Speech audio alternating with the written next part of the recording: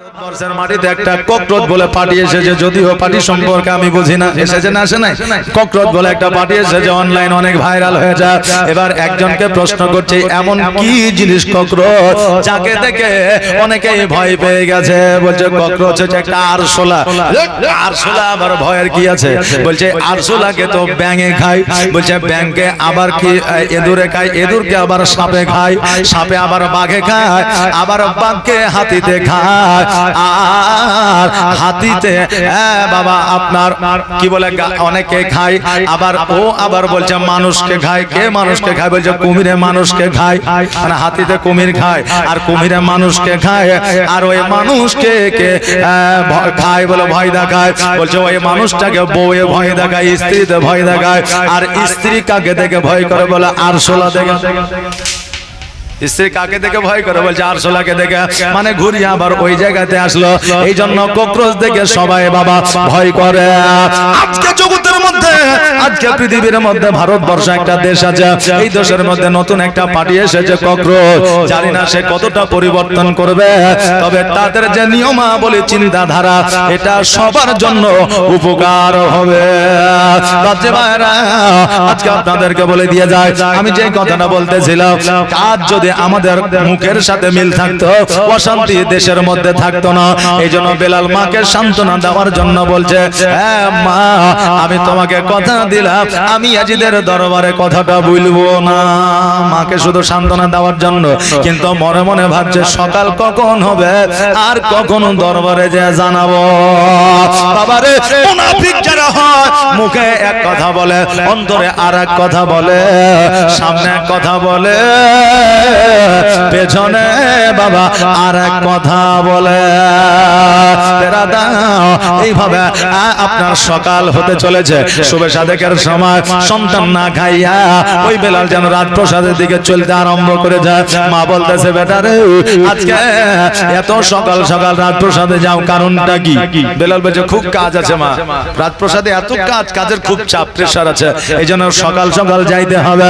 আসলে প্রেশার ছিল সেটা নয়, প্রেশার ছিল ইমাম মুসলিমের খবরটা গিয়ে জানাইতে হবে।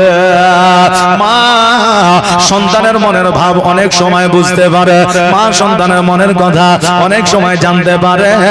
আজকে অনেক যুবক আছে চায়ের দোকানে বিড়ি খায়, অনেক যুবক আছে রাত্রিবেলায় ঘরের মধ্যে গার্লফ্রেন্ডের সঙ্গে কথা বলে, অনেক যুবক আছে মদ্যপান করে, অনেক যুবক আছে পিতা মাতাকে মিথ্যা কথা বলে, অনেক যুবক আছে যারা বাপ মায়ের সঙ্গে চালাকি করে, যারা মনে করে বাপ মা জানতে পারে না। এই যুবক শোনো, তুমি যাই করো না কেন তোমার বাপ মা জানতে পারে, কিন্তু বর্তমান সিচুয়েশনে তুমি লজ্জা পাইবা বলে, বড় হয়েছে বলে তোমার বাবা মা তোমাকে কিছু বলে না। তুমি এটা ভাবিও না আমার বাবা মা জানতে পারে না, সব কিছুই জানতে পারে। ওই রকম মা বাবা অনেক কিছু সন্তানের কথা জানতে পারে। মা চিন্তা করেছিল আমার বেটা সকাল সকাল যখন গেল ইয়াজিদকে অবশ্যই জানায়া দিবে। কথায় ভরসা রাখা যায়, যেহেতু আমারই সন্তান, আমারই রক্ত তার শরীরে চলতে আছে। আমি যেহেতু নবী আওলাদকে ভালোবাসি, আমার সন্তান যদি 1% ভালোবাসে তো ইয়াজিদের দরবারে খবর দিবে না। যেমন বাবা শুভে সাদেক পার হয়ে যায়, 1 ঘন্টা পার হইতে না হইতে ওই ইমাম মুসলিম যে বাড়িতে ছিল ওই বাড়িতে সৈন্যরা এসে বাবা হাজির হয়ে যায়। কই বাড়িতে কে আছে? বলে আমি আছি। বলে দরজাটা খোলো। তো বলে দরজা কেন খুলবো? বলে তোমার বাড়িতে ইমাম মুসলিম আছে। ইমাম মুসলিম আছে। যদি বলতো তোমার বাড়িতে মাওলানা পিয়ারুল ইসলাম আছে নাকি, তাহলে সন্দেহ থাকতো, মানে সঠিক তারা জানে না। আর যদি এসেই বলে তোমার বাড়িতে পিয়ারুল ইসলাম আছে, দরজাটা খোলো, তার মানে একবারে কনফার্ম ওরা জেনে গেছে নাকি। মা চিন্তা করে, আল্লাহ গো, এমন একটা সন্তানের জন্ম আমি দিয়েছি যে মায়ের কথা বোঝে না, যে মায়ের কথা শোনে না। আল্লাহ 100তে 100% ইয়াজিদের দরবারে খবর দিয়ে যায় আর ইয়াজিদের কুখ্যাত সৈন্যরা আমার বাড়িতে হাজির হয়ে যায়। এবার সৈন্যরা বলতেছে বুড়িয়া দরওয়াজা যদি না খোলো দরওয়াজা ভেঙে ফেলবো। এবার দরওয়াজা যখন খুললো না দরওয়াজাটা ভেঙে ফেলে এবার বাবা যেন বাড়ির মধ্যে প্রবেশ করলো। একজন মহিলা ওই ইয়াজিদের সৈন্যদের সম্মুখে আসিল, হাত দোকানাকে বাবা সাত করে দিয়ে বলল, আরে সৈন্যরা আজকে নবীর আওলাদের কাছে পৌঁছাতে গেলে, আজকে নবীর আওলাদের কাছে যেতে হলে আজকে ইমাম মুসলিমকে পাকড়াও করার আগে আমার জীবনটা আগে নিতে হবে। এবার বাবা ওই মহিলার মাথার উপরে একটা তালওয়ারের দামাটের বাড়ি বাবা মেরে দিল। আর যেমন মেরে দেওয়া ওই মহিলা ওই বৃদ্ধ মামা অজ্ঞান হয়ে যেন জমিনে পড়ে গেল। এইদিকে ইমাম মুসলিম রাদিয়াল্লাহু তাআলা আনহু তালওয়ারটা বার করে যেন ঘর থেকে বাইরে চলে আসলো। কেন না রে বাবা জগতের মধ্যে নবীর আওলাদের জীবন চলে যাবে যা, কিন্তু একজন নারীর প্রতি জুলুম তারা সহ্য করতে পারে না।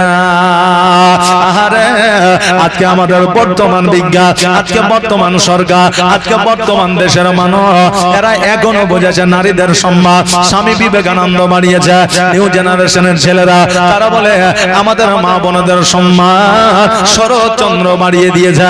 আজকে আমাদের নিউ জেনারেশনের ছেলেরা এইটা জানে আমাদের মা বোনদের সম্মান ঈশ্বরচন্দ্র বিদ্যাসাগর বাড়িয়ে দিয়েছে। আজকে নিউ জেনারেশনের ছেলেরা জানে আমাদের মা বোনদের সম্মান রবীন্দ্রনাথ ঠাকুর বাড়িয়ে দিয়েছে।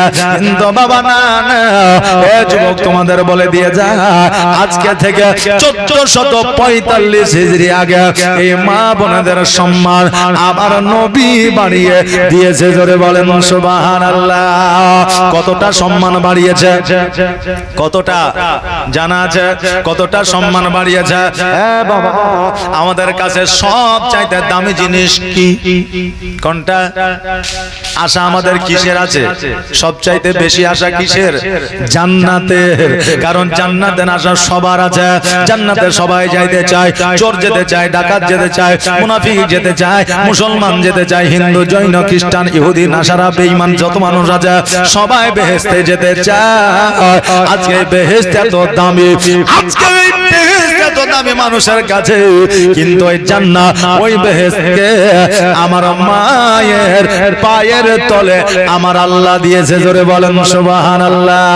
অতএব বাবারে জান্নাতের চাইতে দামি আমার আপনার মায়ের পাখানি। এজন্য বলছে মায়ের দিলে ব্যথা কখনো দিও না, কখনো দিও না। একবার সবাই আওয়াজ দিয়ে বলে রব্বির হামহুমা, বলেন রব্বির হামহুমা কামা রব্বায়ানি সগীরা। আরো একবার বলেন রব্বির হামহুমা কামা রব্বায়ানা সগীরা। একবার আওয়াজ দিয়ে বলেন আমিন। বাপজি ভাইরা, ওগো আমার মায়েরা, আজকে রব্বির হামহুমা কামা রব্বায়ানা সগীরা যখন বলবো সকলের পিতামাতার জন্য দোয়া হয়ে যাবে। আর রব্বির হামহুমা কামা রব্বায়ানি সগীরা আমার মায়ের জন্য দোয়া হবে। তবে শুধুমাত্র ইয়ানি সগীরা যদি আমি পড়ি আমার মায়ের জন্য হবে। আপনার টাকা পয়সা নিয়ে আপনাকে আজকে প্রচার ও প্রসার করতে এসে আমার মায়ের জন্য দোয়া করে চলে যাব, ফ্রিতে আপনারা রাত কাটাবেন নাকি? হ্যাঁ।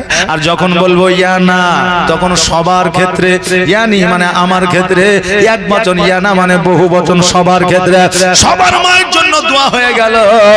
এই রব্বির হামহুমা কামা রব্বায়ানি সগীরা শব্দের অর্থ হলো আল্লাহর কাছে বলে আল্লাহ গো শৈশবকালে যত্ন করে আমার মা নিজের কোলে যেমন ভাবে রেখেছিল শান্ত ভাবে সুস্থ ভাবে, কবরের মধ্যে আমার পিতা মাতাকে ওই রকম শান্তিতে রেখে দিয়ে জোরে বলেন আমিন। এই জন্য কবি বলছে মায়ের দিলেতে ব্যথা কখনো দিও না, কখনো দিও না। আর মায়ের দোয়া পাওয়া যাই গো,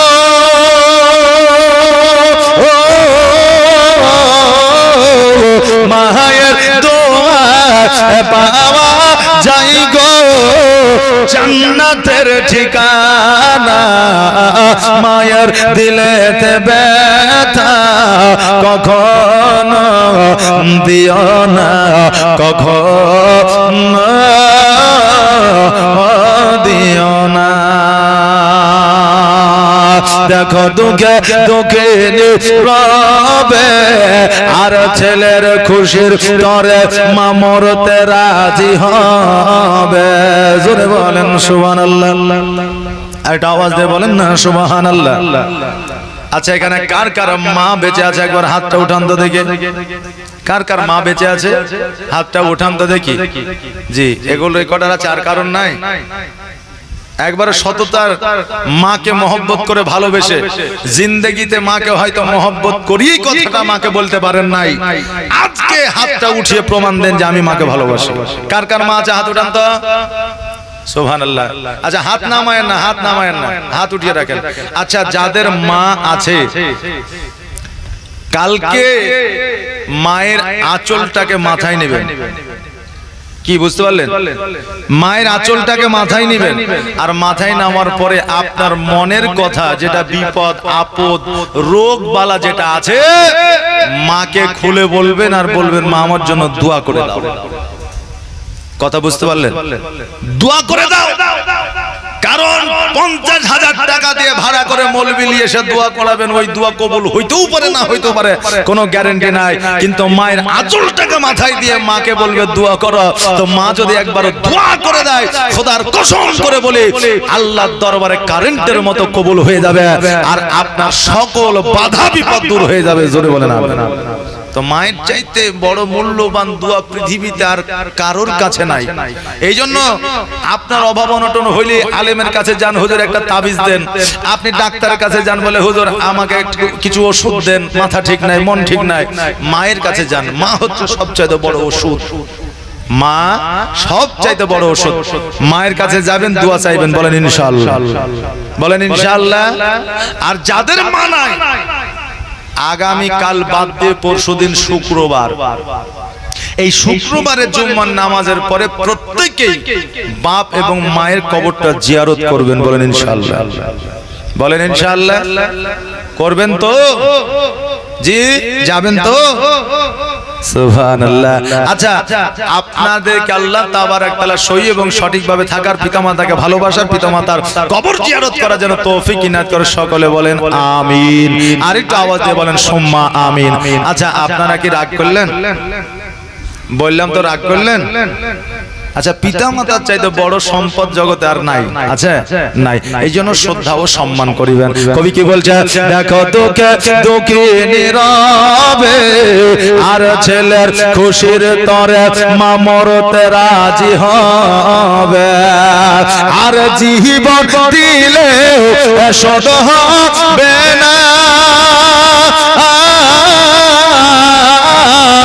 জীবন দিলেও শোধ হবে না, মায়ের এক ফোঁটা দুধের দেনা, মায়ের দিলেতে ব্যথা কখনো দিও না, কখনো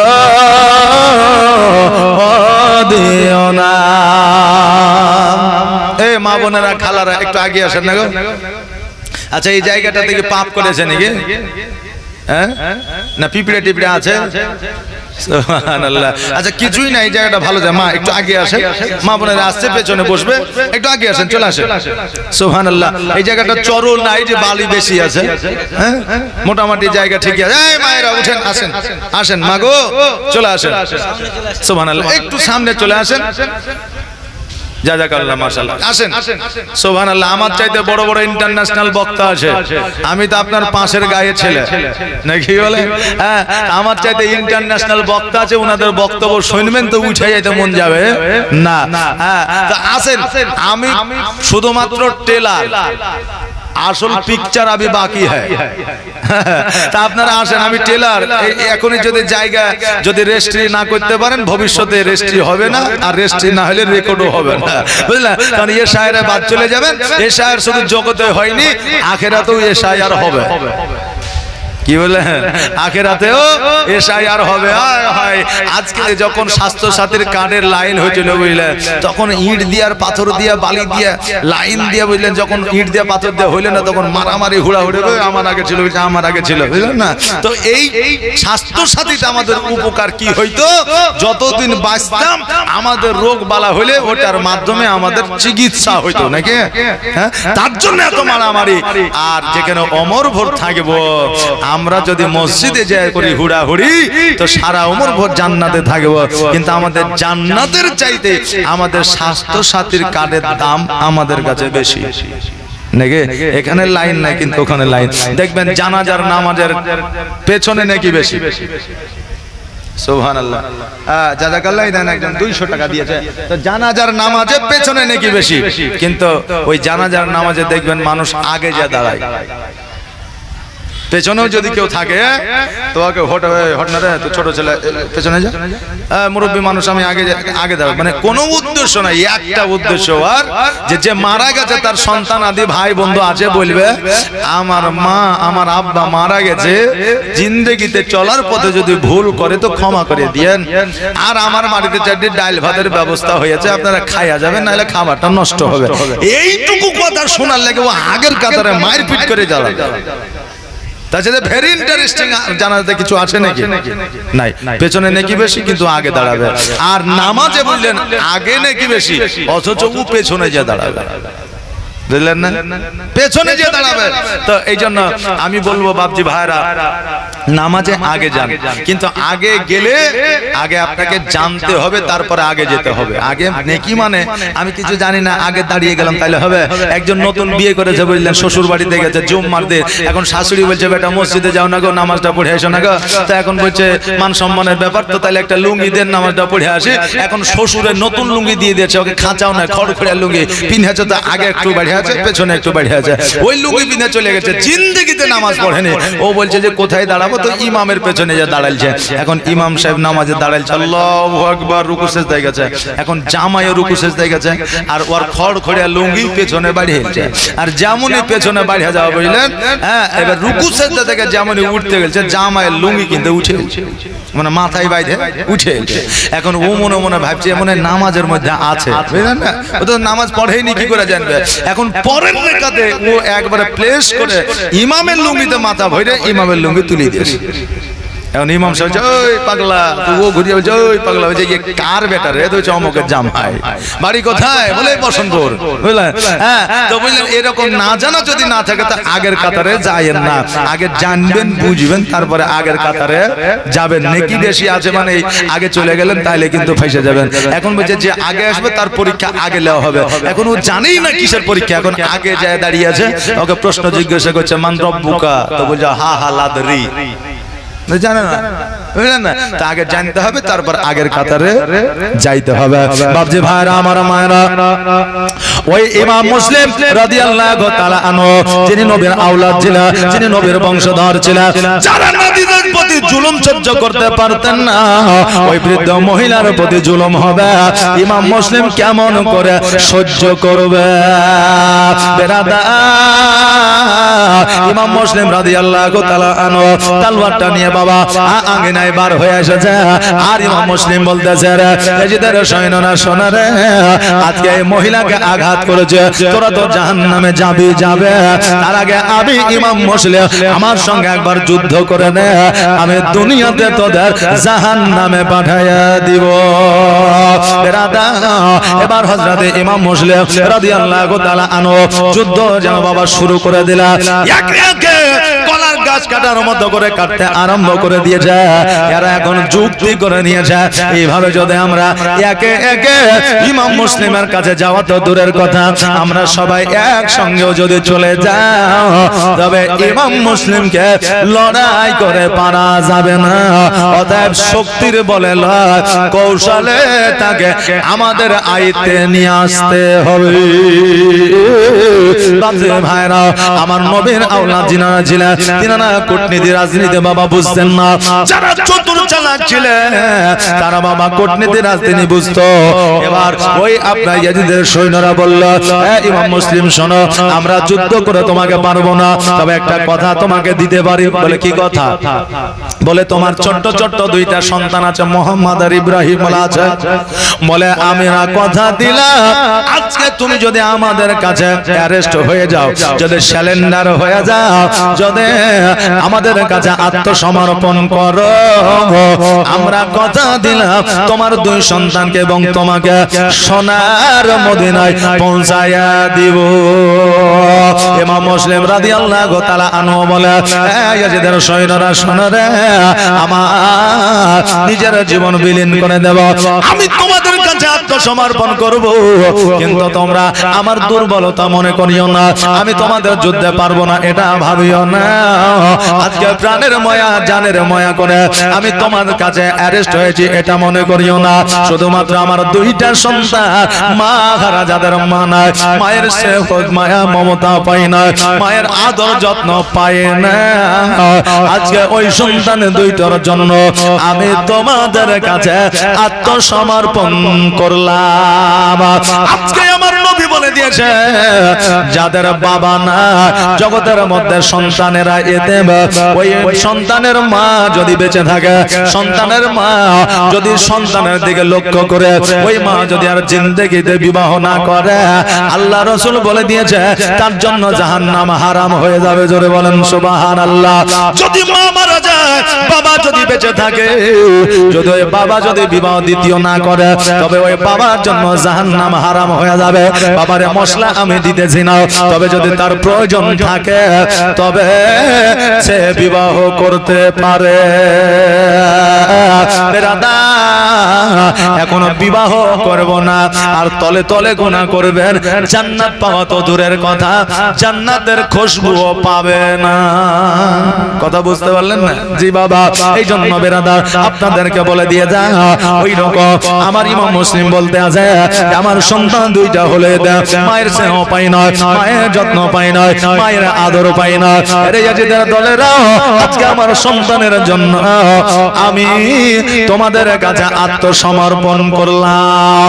পৃথিবীতে এমন বাবা না, এমন মা না যে নিজের জান বাঁচানোর জন্য সন্তানকে মৃত্যুর মুখে ঠেলে দেবে।